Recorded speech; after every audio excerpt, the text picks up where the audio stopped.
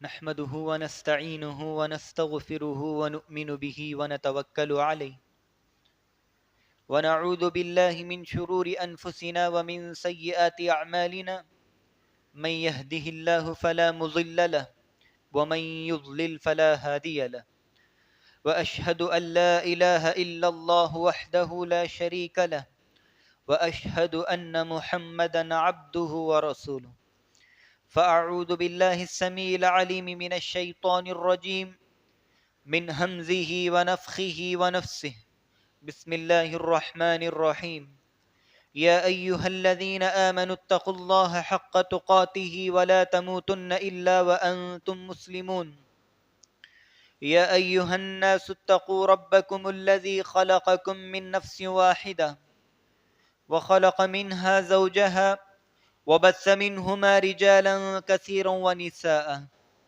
واتقوا الله الذي تساءلون به والأرحام إن الله كان عليكم رقيبا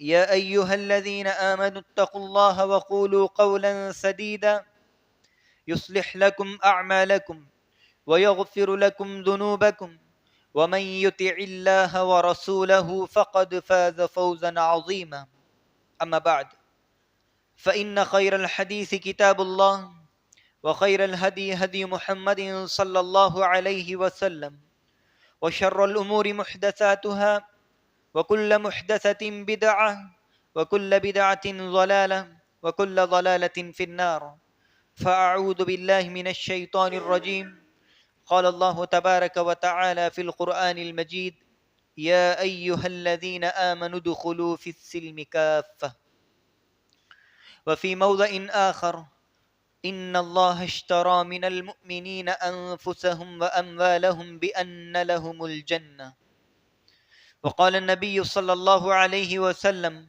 من تشبه بقوم فهو منهم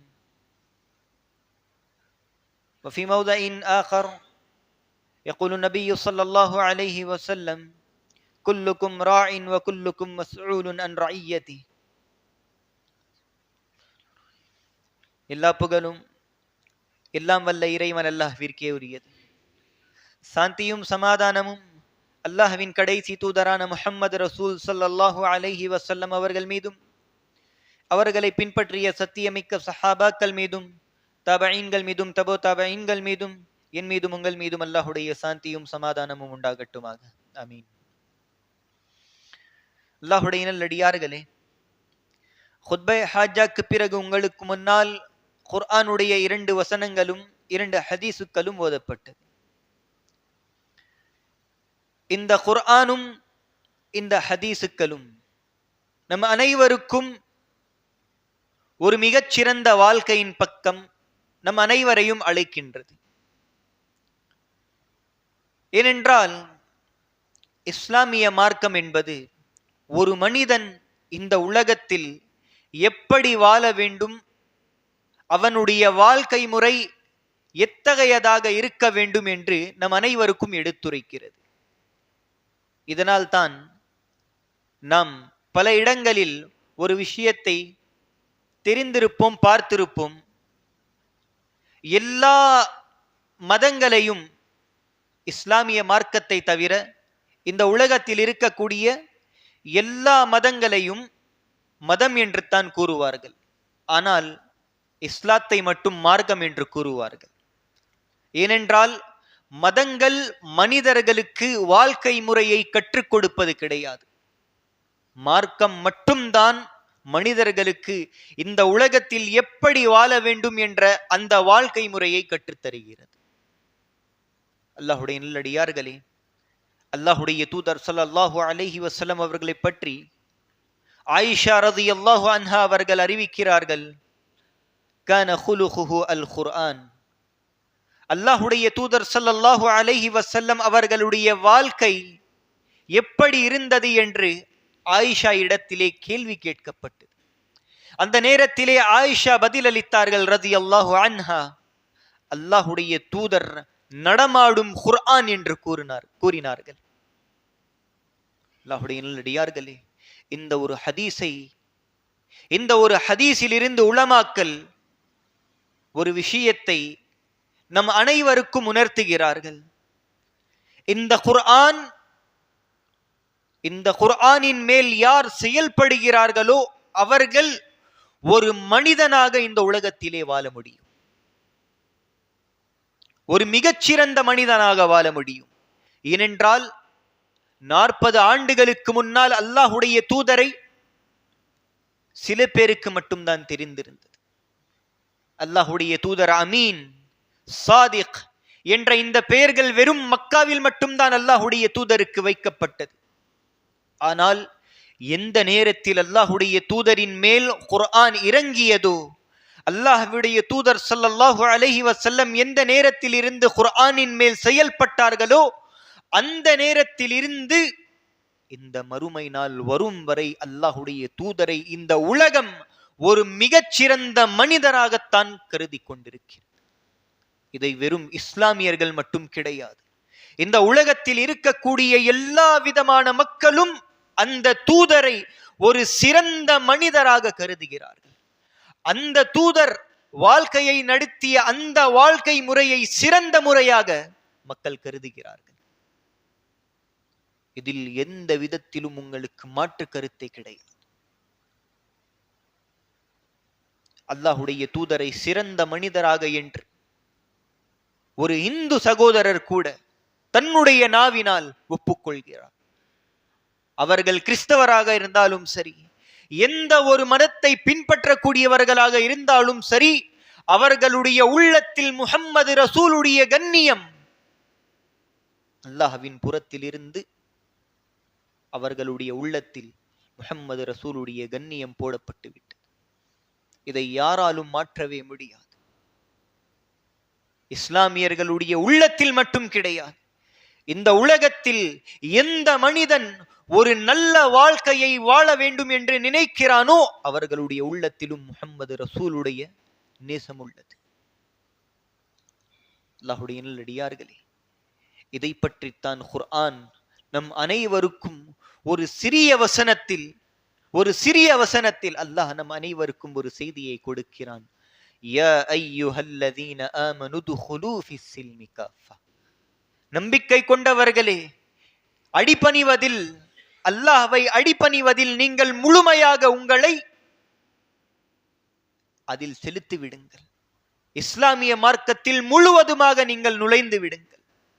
ஏதோ ஒரு வருடம் நான் செயல்பட்டு விட்டால் போதும், 2 வருடங்கள் நான் இஸ்லாமிய மார்க்கத்தில் நுழைந்து விட்டால் போதும், அதற்கு பிறகு நான் எவ்வளவு தவறுகள் செய்தாலும் அல்லாஹ் மன்னிப்பவன், அவன் ரஹ்மான் ரஹீம், இதில் எந்த ஒரு மாற்று கருத்தும் கிடையாது. இருந்தாலும் குர்ஆன் நமக்கு மிகச்சிறந்த ஒரு மிகப்பெரிய செய்தியை தருகிறது. உதுகுலு ஃபிஸ்ஸில்மி காஃபா. நுழைவதாக இருந்தால் முழுவதுமாக நுழையுங்கள். அப்படி இல்லை என்றால் அல்லாஹ் காஃபிர்களை கூடத்தான் மன்னிக்கிறான், கிறிஸ்துவர்களுடைய பாவங்களை கூடத்தான் மன்னிக்கிறான், யூதர்களுடைய பாவங்களும் மன்னிக்கத்தான் படுகிறது அல்லாஹ்வின் புறத்தில் இருந்து.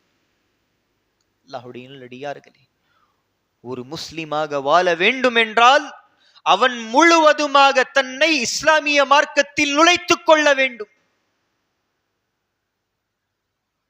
நமக்கு எந்த நேரத்திலே நம்முடைய உள்ளத்தில் அச்சம் ஏற்படுகிறதோ, எந்த நேரத்தில் இஸ்லாமிய மார்க்கத்தின் கல்வியை கேட்கிறோமோ, ஒரு நாள், ஒரு வாரம், ஒரு மாதம் இஸ்லாமிய மார்க்கத்தின் செயல்பட வேண்டும் என்று எந்த ஒரு குர்ஆனுடைய வசனமும் நமக்கு கூறியது கிடையாது. நாம் ஷஹாதாவை கூறியதற்கு பிறகிலிருந்து நம்முடைய மரணம் வரும் வரை இந்த இஸ்லாமிய மார்க்கத்தில் தான் இருக்க வேண்டும். எதை அல்லாஹ்வும் அவனுடைய ரசூலும் கூறினார்களோ அதன் மேல் செயல்பட்டே ஆக வேண்டும். நாம் ஒருபோதும் எதிலிருந்து பின்வாங்கவே முடியாது. அல்லாஹ்வுடைய நல்லடியார்களே, நாம் இன்றைய நாள் எப்படி இஸ்லாமிய மார்க்கத்தில் இருந்து பின்வாங்கிக் கொண்டிருக்கிறோமோ அப்படி அல்லாஹ்வுடைய தூதரும் சஹாபாக்களும் பின்வாங்கி இருந்தால் நம்முடைய நிலைமை என்ன? நமக்கு வெற்றி கிடைத்திருக்குமா? இந்த மிகச்சிறந்த மார்க்கம் நமக்கு கிடைத்திருக்குமா? இந்த குர்ஆன் நமக்கு கிடைத்திருக்குமா? அந்த ரசூலை பற்றிய கல்வி நமக்கு தெரிந்திருக்குமா? கிடையாது. அல்லாஹ்வுடைய நல்லடியார்களே, இந்த ரசூலுடைய வாழ்க்கையையும் இந்த சஹாபாக்களுடைய வாழ்க்கையையும் நாம் தெரிந்து கொண்டால் அவர்கள்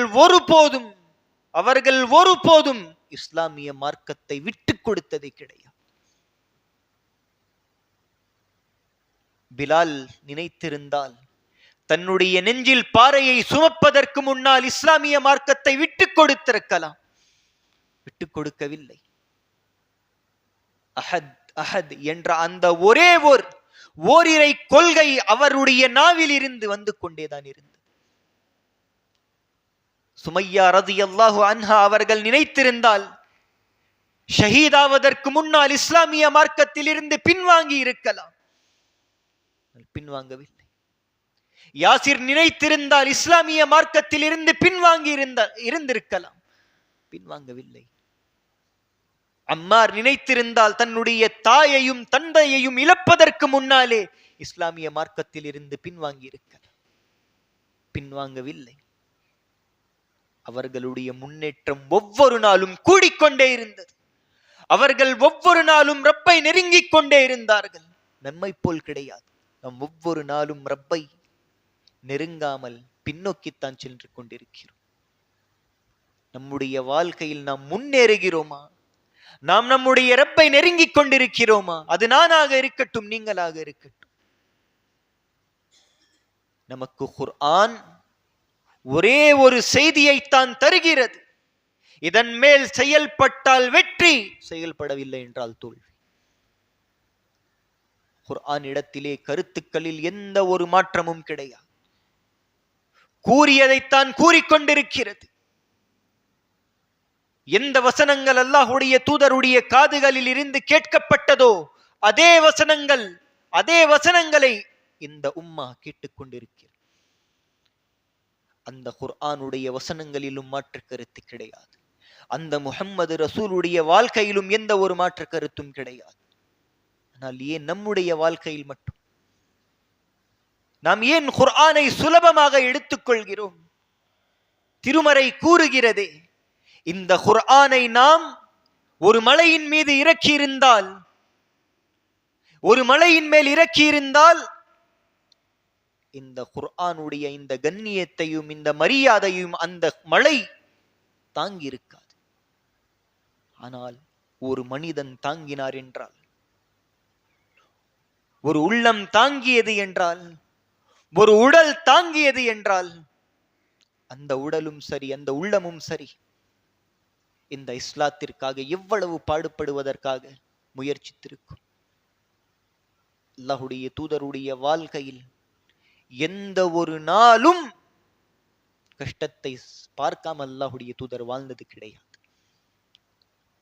ஆயிஷா ரலியல்லாஹு அன்ஹா அவர்கள் அறிவிக்கிறார்கள், அல்லாஹ்வுடைய தூதர் ஸல்லல்லாஹு அலைஹி வஸல்லம் அவர்கள் மரணிப்பதற்கு முன்னால் வரை ஒரு மெலிதான ரொட்டியை கூட அல்லாஹ்வுடைய தூதர் சாப்பிட்டது கிடையாது. நாம் இன்று சாப்பிட்டுக் கொண்டிருக்கிறோம் சப்பாத்தியை. அல்லாஹ்வுடைய தூதர் ஒருபோதும் சாப்பிட்டது கிடையாது. அப்படி வாழ்க்கையை நடத்தியும் அல்லாஹ்வுடைய தூதர் இஸ்லாமிய மார்க்கத்தின் எந்த ஒரு கட்டளையிலும் பின்வாங்கியது கிடையாது. அல்லாஹ்வுடைய நல்லடியார்களே, நாம் இன்றைய நாள் நம்மிடத்திலே நம்முடைய வீட்டிலே திருக்குர்ஆன் உள்ளது. திருக்குர்ஆனுடைய வசனங்களை படிப்பதற்கு நம்மிடத்திலே நேரம் இருக்கின்றது. நாம் நினைத்தால் அதை கற்றுக்கொள்ளலாம், கற்றுக்கொண்டு புரிந்து கொள்ளலாம். எல்லா விதமான வசதிகளும் நம்மிடத்திலே இருக்கின்றது. உங்களால் ஒரு மார்க்க அறிஞருக்கு முன்னால் உட்கார்ந்து படிக்கவில்லை என்றாலும் சரி, உங்களிடத்திலே போன் இருக்கிறது, மொபைல் போன் இருக்கிறது, அதிலும் நீங்கள் கற்றுக்கொள்ளலாம். இல்லையா, உங்களுடைய ஊரில் இருக்கக்கூடிய கல்வியை பெற்றிருக்கக்கூடிய அவர்களிடத்தில் நீங்கள் இதை கற்றுக்கொள்ளலாம். இருந்தாலும் நாம் அலட்சியத்தை காட்டிக்கொண்டேதான் இருக்கிறோம்.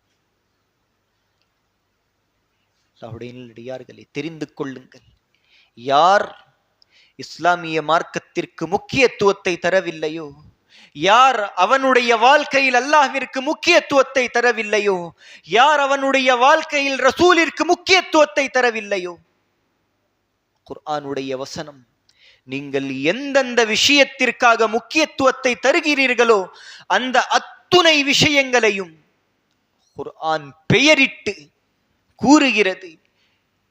யார் அல்லாஹ்வையும் அவனுடைய தூதரையும் விட்டு அவன் சம்பாதிக்கக்கூடிய அந்த செல்வத்திற்கு, அவன் கட்டுகின்ற அந்த வீட்டிற்கு, அவன் பாடுபடுகின்ற அந்த குடும்பத்திற்கு, அவன் ஆசையாக கட்டிய அவனுடைய மனைவிக்கு, அவன் நேசமாக பழகுகின்ற அந்த பிள்ளைகளுக்கு, மேலும் அவன் எந்த வியாபாரம் கெட்டுவிடக் கூடாது, நஷ்டமடைய கூடாது என்று பார்த்து பார்த்து செய்கின்ற அந்த வியாபாரத்திற்கு முக்கியத்துவத்தை தருகிறானோ, இப்படிப்பட்ட ஃபாசிக்குகளுக்கு அல்லாஹ் ஒருபோதும் நேர்வழியை காட்ட மாட்டான் என்று திருக்குர்ஆன் நேரடியாக நம்மிடத்திலே பேசுகிறார்.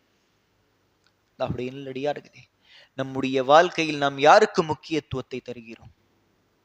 ஒவ்வொருவரும் தன்னுடைய உள்ளத்திடத்திலே கேள்வியை கேட்க வேண்டும். நாம் ரப்பிற்காக முக்கியத்துவத்தை தருகிறோமா? ரசூலிற்கு முக்கியத்துவத்தை தருகிறோமா? மார்க்கத்திற்கு முக்கியத்துவத்தை தருகிறோமா? இல்லை இந்த உலக வாழ்க்கைக்கு முக்கியத்துவத்தை தருகிறோம்? அல்லாஹ்வுடைய நல்லடியார்களே, இந்த செய்தியை நன்றாக தெரிந்து கொள்ளுங்கள். இந்த உலகத்திலே பல கோடி மக்கள் மறைந்து விட்டார்கள். அவர்களுடைய நோக்கம் இந்த உலகத்தை அடைய வேண்டும் என்பதுதான். அவர்கள் இந்த உலகத்திற்கு முக்கியத்துவத்தை தந்தார்கள். ஆனால் இந்த உலகம் அவர்களை மறந்து விட்டது. ஃபிரௌன் இந்த உலகத்திற்கு முக்கியத்துவத்தை தந்தான். இந்த உலகம் அவனை மறக்கடித்தது. ஹாரூன் அவனிடத்திலே செல்வ செழிப்பாக இருந்தது. இந்த உலகத்திற்கு முக்கியத்துவத்தை தந்தான். இந்த உலகம் அவனையும் மறக்கடித்தது. இந்த உலகத்தினுடைய ஒரு சட்டம், யார் இந்த உலகத்திற்கு முக்கியத்துவத்தை தருகிறார்களோ அந்த மனிதர்களைத்தான் உலகம் முதலாக மறக்கடிக்கிறது. ஆனால் ரப்பு என்ன கூறுகிறான்? ஃபஸ்குரூனி அஸ்குருக்கும், நீங்கள் என்னை நினைவு கூறுங்கள், நான் உங்களை நினைவில் வைக்கிறேன்.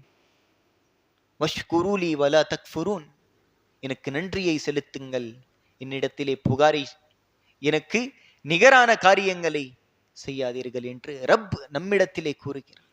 நீங்கள் ரப்பை எந்த அளவிற்கு நினைவு கூறுவீர்களோ அந்த அளவிற்கு உங்களுடைய அந்தஸ்து அதிகரித்துக் கொண்டே இருக்கும்.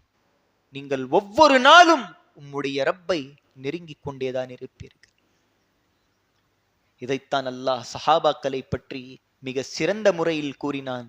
இன்னல்லாஹ் அஷ்தரா மினல் முஃமினீன அன்ஃபுஸஹும் வ அம்வாலஹும் பிஅன்ன லஹுமுல் ஜன்னah, நிச்சயமாக அவர்கள் அவர்களுடைய செல்வங்களையும் அவர்களுடைய உள்ளங்களையும் அவர்களுடைய உயிர்களையும் அல்லாஹ்விடத்திலே விலை பேசினார்கள் சொர்க்கத்திற்கு பதிலாக. அவர்களுடைய வாழ்க்கையில் அவர்கள் ரப்பிற்கு முக்கியத்துவத்தை தந்தார்கள், மார்க்கத்திற்கு முக்கியத்துவத்தை தந்தார்கள், ரசூலுல்லாஹ்விற்கு முக்கியத்துவத்தை தந்தார்கள்.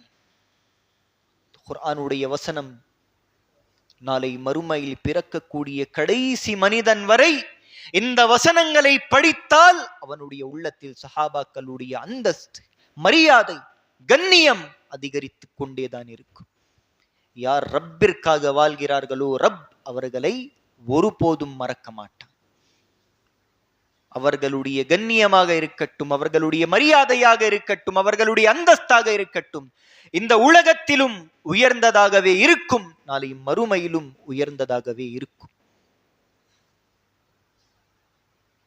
அல்லாஹ்வுடைய நல்லடியார்களே, நம்மிடத்திலே எப்படி வாழ்க்கையை நடத்த வேண்டும் என்ற ஒரு புத்தகம் அல்லாஹ் நமக்கு முன்னால் வைத்திருக்கிறான். படித்தால் போதும், புரிந்தால் போதும் வெற்றி. நம்மிடத்திலே படிப்பதற்காகவும் நேரம் கிடையாது, புரிந்து கொள்வதற்காகவும் நேரம். ஆனால் நம்முடைய ஆசை, நான் வெற்றி பெற வேண்டும், எனக்கு சொர்க்கம் கிடைக்க வேண்டும், அல்லாஹ் என்னை பொருந்திக் கொள்ள வேண்டும். அல்லாஹ் எப்படி பொருந்திக் கொள்வான்? அல்லாஹ் உங்களுக்காக இறக்கிய இந்த புத்தகத்தை நீங்கள் மறந்து வாழ்ந்து கொண்டிருக்கிறீர்கள். அல்லாஹ் உங்களிடத்திலே சேர்ப்பதற்காக மறந்தானா? ரசூல் சேர்ப்பதற்காக மறந்தார்களா? சஹாபாக்கள் சரியான நேரத்தில் இஸ்லாமிய மார்க்கத்தை சேர்த்தார்களா இல்லையா? அனைத்தும் நம்மிடத்திலே இலவசமாக கிடைத்துள்ளது. ரப் நம்மை மறந்தது கிடையாது. யாருடைய வீட்டிலே குர்ஆன் கிடையாது? யாருக்கு குர்ஆனுடைய கல்வி கிடையாது? யாருக்கு முஹம்மது ரசூலுடைய கல்வி கிடையாது? எல்லோருக்கும் உள்ளது. எல்லோரிடத்திலும் அல்லாஹ் வாய்ப்பை ஏற்படுத்தி இருக்கிறான். அந்த வாய்ப்பை பயன்படுத்தக்கூடியவர்கள் தான் வெற்றியாளர்கள். இந்த வாய்ப்பை பயன்படுத்தாதவர்கள் அல்லாஹ் அவர்களை பாதுகாப்பான். நல்லடியார்களே, நம்மிடத்திலே எல்லா விதமான வசதி வாய்ப்புகளும் நீங்கள் படித்தால் சொர்க்கத்தில் நுழைந்து விடலாம். அல்லாஹ் நேரான வழியை காட்டிக்கொண்டேதான் இருக்கிறான். இன்ன ஹாதல் குர்ஆன யஹ்தி லில்லதி ஹிய அக்வம். திருக்குர்ஆன் காட்டக்கூடிய அந்த வழி மிகச்சிறந்த வழி. இந்த வழியை வைத்துக் கொண்டு எப்படி சொர்க்கத்தை அடைய வேண்டும் என்று நாம் இந்த உலகத்தில் இருக்கக்கூடிய மக்களிடத்திலே கேட்டுக்கொண்டிருக்கிறோம். உம்முடைய ரப் உங்களிடத்திலே கூறுகிறான், இதன் மேல் செயல்படு, நீ சொர்க்கத்தை அடைவாய் என்று. ரப்புடைய பேச்சிற்கு மதிப்பு கிடையாது. அதே நேரத்தில் ஒரு பணக்காரன் கூறுகிறான், இந்த வழியில் நடந்தால் உங்களிடத்திலே செல்வம் வரும் என்றால் இந்த உலகத்தில் இருக்கக்கூடிய எல்லா விதமான மக்களும் அந்த வழியை தேர்ந்தெடுக்கிறார்.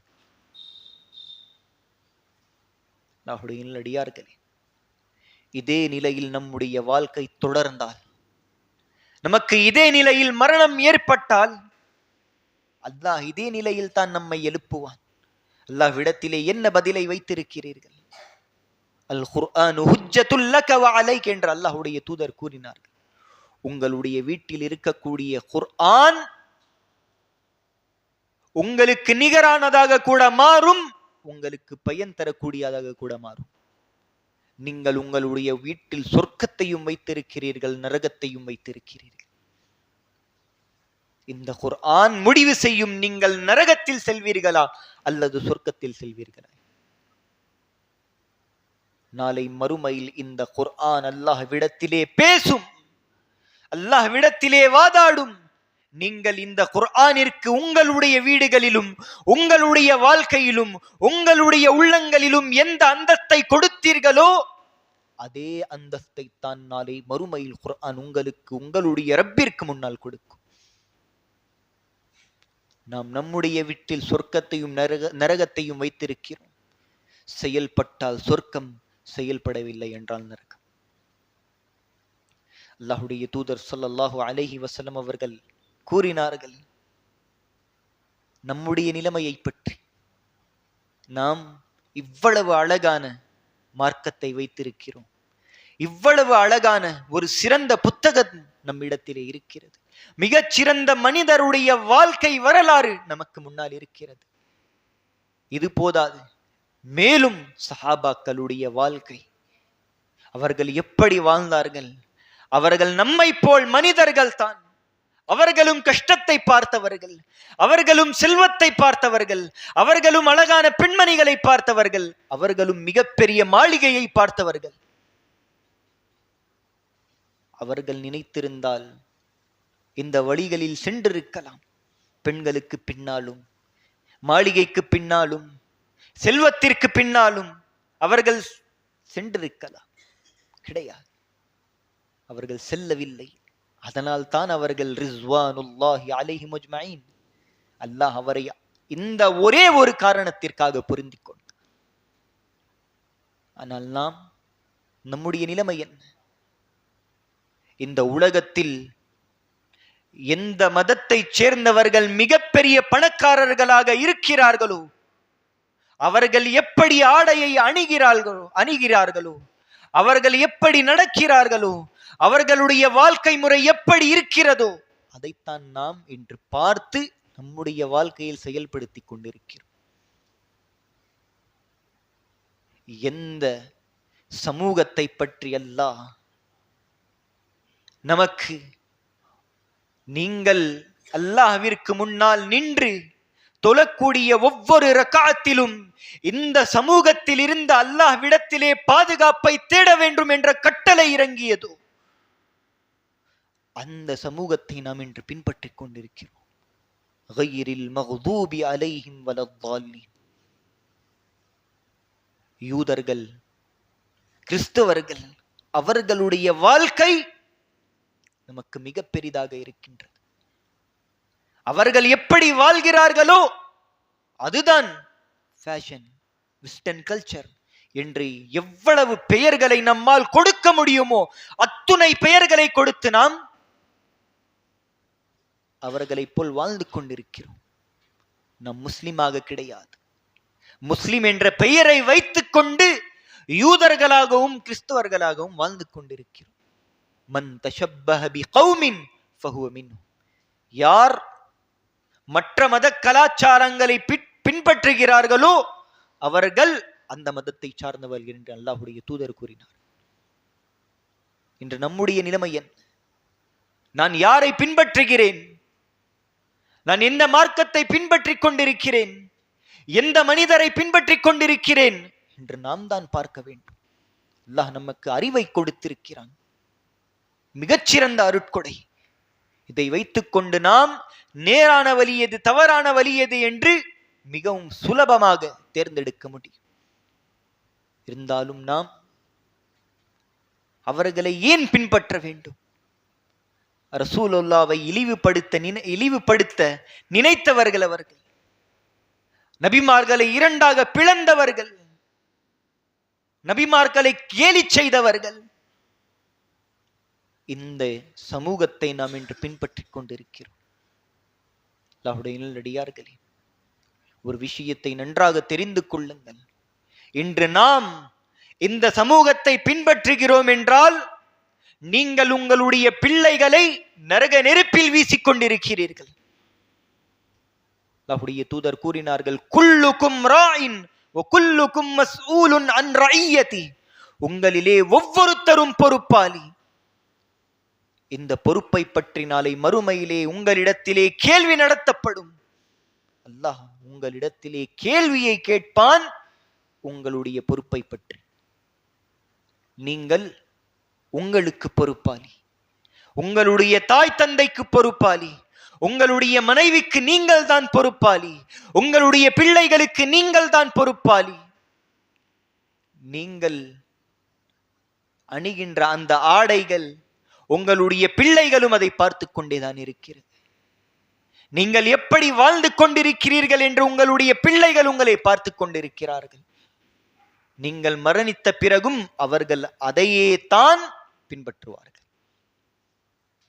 அவர்கள் எந்த நேரம் வரை பின்பற்றுவார்களோ அதுவரை உங்களுக்கும் கேடு, உங்களுடைய பிள்ளைகளுக்கும் கேடு. நாம் நம்முடைய பிள்ளைகளுடைய வாழ்க்கையை நன்றாக யோசிப்போம்.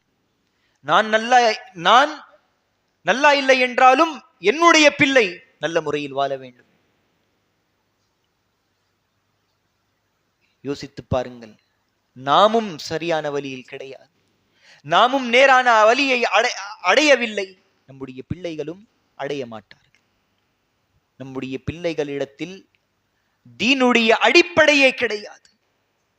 தௌஹீத், ஓரிரை கொள்கை என்று யாருக்கு தெரிகிறது இன்றைய நாளில்? இந்த பிள்ளைகள் இந்த தௌஹீதை முழுவதுமாக கற்றுக்கொண்டிருக்கிறார்கள். எந்த பண்டிகை நடந்தாலும், எந்த இடத்திலிருந்து ஒரு சாப்பாடு வந்தாலும், உணவுப் பொருள் வந்தாலும் நம்முடைய பிள்ளைகள் வாங்கி உணவை உட்கொள்கிறார்கள். தௌஹீத் இருந்தால், இந்த ஓரிரை கொள்கையை பற்றிய கல்வி இருந்தால் அவர்களுக்கு தெரியும். இதற்கான பொறுப்பாளிகள் யார்? நாம். நம்முடைய பிள்ளைகளை டாக்டராக படிக்க வைக்கிறோம், பெரிய பெரிய படிப்புகளை அவர்களுக்கு வழங்குகிறோம். ஆனால் இஸ்லாத்தினுடைய அடிப்படையை நாம் அவர்களுக்கு வழங்குவது கிடையாது. நாளை மறுமையிலே அல்லாஹ் உங்களிடத்திலே கேட்க மாட்டான், நீ ஏன் இந்த படிப்பை சொல்லித் தரவில்லை, நீ ஏன் டாக்டரை உன்னுடைய பிள்ளைக்கு படிக்க வைக்கவில்லை என்று அல்லாஹ் நாளை மறுமையில் கேட்பான்.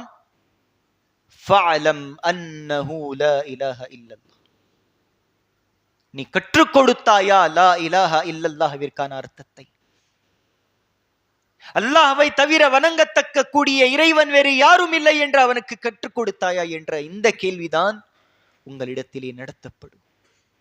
அல்லாஹ்வுடைய நல்லடியார்களே, மார்க்கத்திற்கு முக்கியத்துவத்தை தாருங்கள், ரப்பிற்கு முக்கியத்துவத்தை தாருங்கள், ரசூலிற்கு முக்கியத்துவத்தை தாருங்கள். உங்களுடைய வாழ்க்கை மாறும். நீங்கள் இவர்களுக்கு முக்கியத்துவத்தை தந்தால், யாருடைய உள்ளம் இவர்களுக்கு முக்கியத்துவத்தை தருகிறதோ இந்த உள்ளத்தை அல்லாஹ் ஒருபோதும் நேரான வழியில் இருந்து தூரப்படுத்த மாட்டான். இவர்கள் தான் சொர்க்கவாதிகள், இவர்கள் தான் சொர்க்கத்தை அடைவார்கள். நான் கடைசியில் அல்லாஹ்விடத்திலே துவா கேட்கிறேன். அல்லாஹ் எனக்கும் உங்களுக்கும் இந்த அனைத்து வார்த்தைகளின் மேல் செயல்படுவதற்கான பாக்கியத்தை தருவானாக. அல்லாஹ் எனக்கும் உங்களுக்கும் ஒரு உண்மையான முஸ்லிமாக மாறி வாழ்க்கையை இஸ்லாமிய மார்க்கத்தின் ரீதியாக நடத்தக்கூடிய பாக்கியத்தை தருவானாக. ஆமீன் தும்ம ஆமீன். வஆகிரு தஅவானா அல்ஹம்துலில்லாஹி ரப்பில் ஆலமீன். بارك الله لنا ولكم في القرآن المجيد والفرقان الحميد. إنه تعالى جواد كريم بر رؤوف رحيم ورب حليم.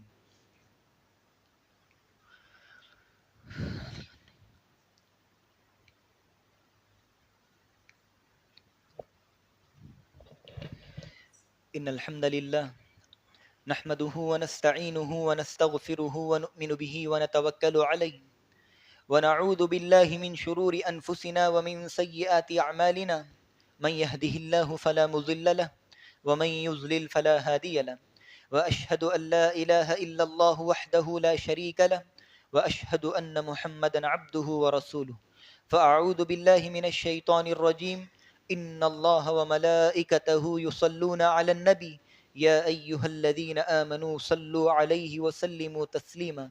اللهم صل على محمد وعلى آل محمد كما صليت على إبراهيم وعلى آل إبراهيم إنك حميد مجيد.